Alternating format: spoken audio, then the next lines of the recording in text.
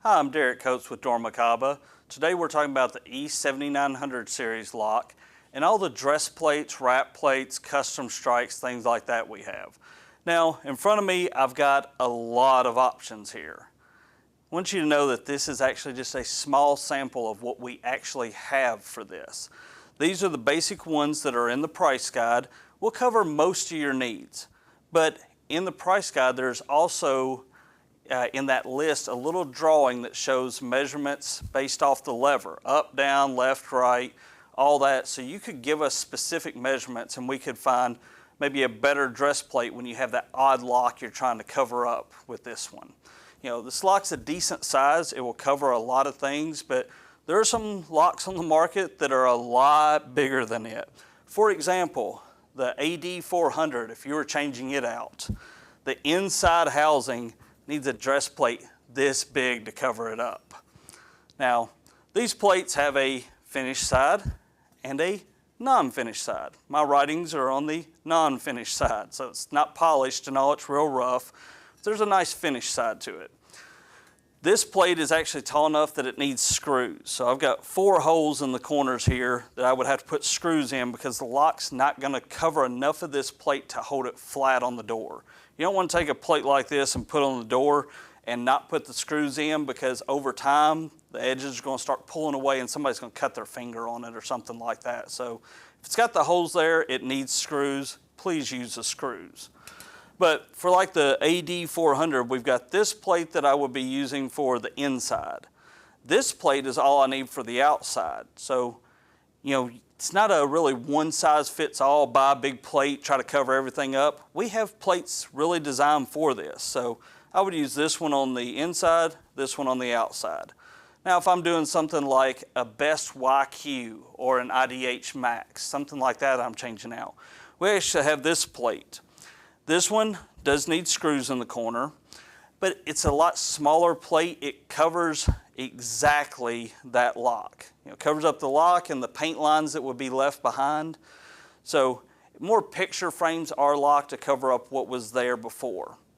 We have others here that are smaller, longer, skinnier. So a lot of different options. My personal preference is to try to picture frame the lock if I can. So to give an even look above, below, left and right, if possible. So sometimes the best plate may not be the absolute smallest.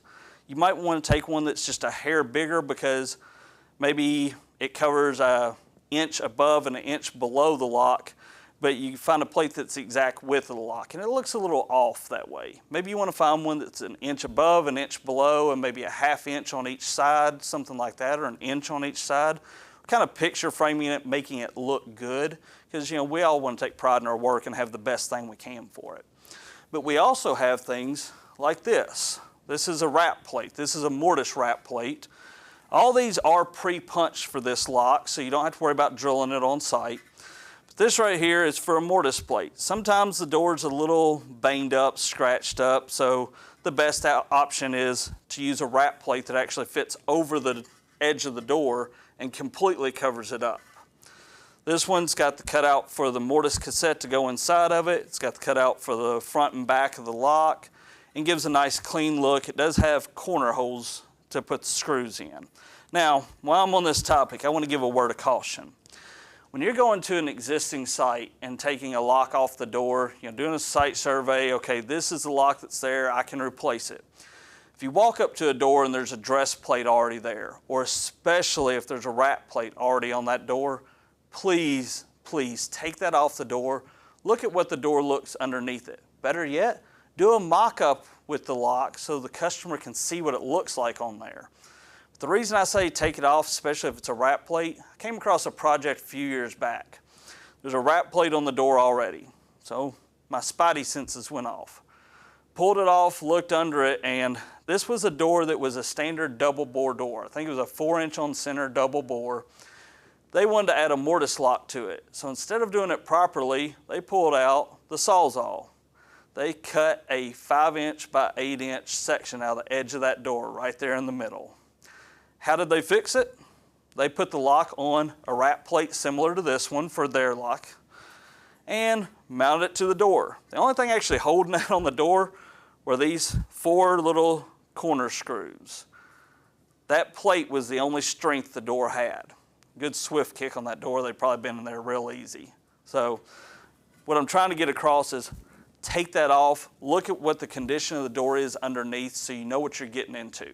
There's sometimes you really need to say, no, that door needs to be replaced. Know when that is. You don't want to sacrifice security when you're doing this.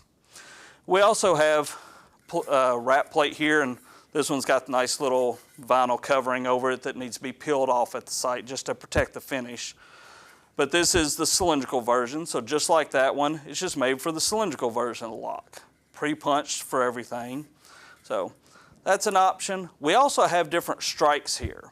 So not everybody has the same center line on the door. So where the center line of the mortise lines up with the center line of the strike on the frame, most have a standard of how offset that is. I think the general ANSI standard is about 5 millimeters, one from the other. Some locks have a 9 millimeter. Some may have a 12 millimeter difference between them. Now you may think that doesn't sound much being 5 millimeters, but when these plates are made to accept a lock within a certain tolerance, being off by 5 millimeters may cause these latches on the side of the lock to not actually go into the strike plate, especially when you got a deadbolt that's being thrown there. That's a lot of latches going in, so you want to make sure that stuff is lined up properly. So we have different plates designed for this. So back to my example of the AD400 or the IDH Max or YQ lock. We actually have a plate here that is cut out a little differently than our standard plate. So this is the standard plate here. So the cutout is a little bit different. Let me grab the correct handing one. The cutout's a little bit different. It actually shifts off. You can see that 5 millimeter shift between this one and this one in the cutout. So we take into account those things. We have some that actually cover an even bigger difference, such as this one right here. This is what we call kind of an extended lip strike. We see that the cutout's larger on this one, and the lip actually extends down a little further than this one does, so that that anti-pick has something to ride on that doesn't accidentally miss the plate here. So there's different options based on what you're changing out. You know, these here are the standard strikes we have, and mortise strikes with us are handed. Make sure you order the correct left hand or right hand if you're ordering an additional strike or a conversion. But we have different conversion strikes here based on your application. This one here is actually a taller strike. So instead of your standard 4 7/8, this thing goes up about another, I think it was 3/4 of an inch. So you can see a difference there. Kind of put my hand under it so you can see the edges. So this one is for certain inverted locks where the latches, instead of being deadbolt on top with the anti-pick down there on the bottom, it's actually flipped over. One of the manufacturers does that on some of their locks. So we had to really adjust the difference in that center line because the center line got way off between them. And in doing so, we had to move this way over from where we would normally have it. Normally go to about here, so we had to shift it down another 3/4 of an inch just to be able to accept that throw. So when I'm putting this one in, I would have to actually extend my cutout on the frame itself 3/4 of an inch and the lip 3/4 of an inch to accept this. But I want you to understand that we have these different things to help you in different applications. So if you're taking over some other lock out there, you know, if it's not a new project, there's probably something else already on the door. Hopefully it's something that this will just bolt right over, but sometimes it's not, and we need special plates or strikes to make that work. Just want you to know that we have the different options here so we can help you out finding the correct thing. Our price guide even has some standard packs for things you may come across commonly in the field, so they're already built together with the correct inside, outside plate, and the different strikes you might need. So look through there, but if you need something special, just feel free to reach out to us and we can help you figure out the exact right part for it. So thank you very much.